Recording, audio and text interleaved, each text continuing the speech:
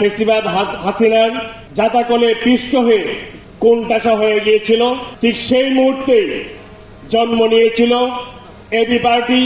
2018 নির্বাচন পরবর্তী বাংলাদেশে যখন বিএনপি, জামাত ইসলামের মতো বড় রাজনৈতিক দলগুলো এক প্রকার ফেসিবাদ হাসিনার জাতাকলে পিষ্ট হয়ে কোণঠাসা হয়ে গিয়েছিল, ঠিক সেই মুহূর্তে জন্ম নিয়েছিল এবি পার্টি এবং গণ অধিকার পরিষদ নামক দুটি রাজনৈতিক দল।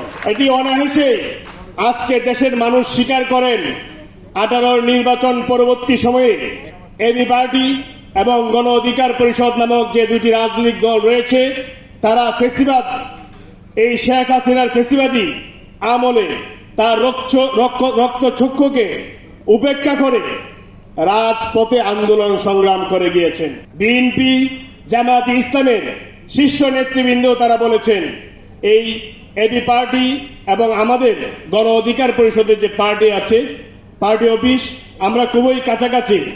28 অক্টোবর যখন বিএনপির উপর শেখ হাসিনা তার পুলিশ লেলিয়ে দেয়, এর পরবর্তী সময়ে এবং 24-এর নির্বাচন পরবর্তী সময়েও আমরা স্পষ্টভাবে বলতে পারি গণ অধিকার পরিষদ এবং এবি পার্টি আমরা এই বিজয়নগর পানির ট্যাঙ্কি এই এলাকার পুরোদমে রাজনৈতিক আন্দোলন সংগ্রাম করে গিয়েছি।